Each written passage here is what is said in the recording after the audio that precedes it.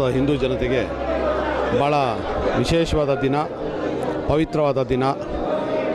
ವೈಕುಂಠ ಏಕಾದಶಿ ಇವತ್ತು ನೀವು ಯಾವುದೇ ವಿಷ್ಣು ದೇವಾಲಯಕ್ಕೆ ಹೋಗಿ ಉಪವಾಸ ಇದ್ದು ಶ್ರದ್ಧಾಭಕ್ತಿಯಿಂದ ಏನೇ ಬೇಡ್ಕೊಂಡ್ರೂ ಕೂಡ ನೆರವೇರ್ತದೆ. ಮತ್ತು ಈ ವೈಕುಂಠ ಏಕಾದಶಿ ಸಹ ನೀವು ಸ್ವರ್ಗ ಭಾಗದಲ್ಲಿ ಹೋದರೆ ಸ್ವರ್ಗಕ್ಕೆ ಹೋಗ್ತೀರ ಅನ್ನೋ ಪ್ರಾಪ್ತಿ ಆಗ್ತದೆ ಅನ್ನೋದು ಪ್ರತೀತಿ ಇದೆ.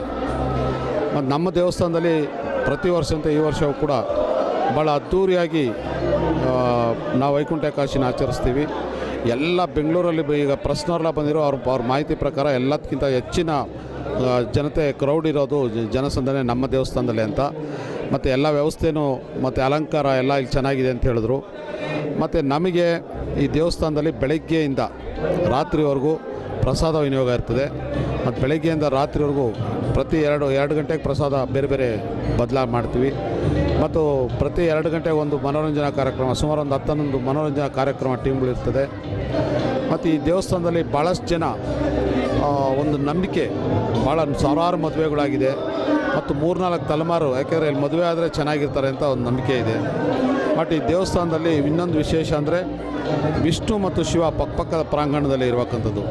ಅದರಿಂದ ಈ ದೇವಸ್ಥಾನದ ಹೆಸರು ಶ್ರೀ ಕೈಲಾಸ ವೈಕುಂಠ ಮಹಾಕ್ಷೇತ್ರ. ಇದು ರಾಜಾಜಿನ 5ನೇ ಬ್ಲಾಕ್ನಲ್ಲಿ ಇರತಕ್ಕಂಥದ್ದು.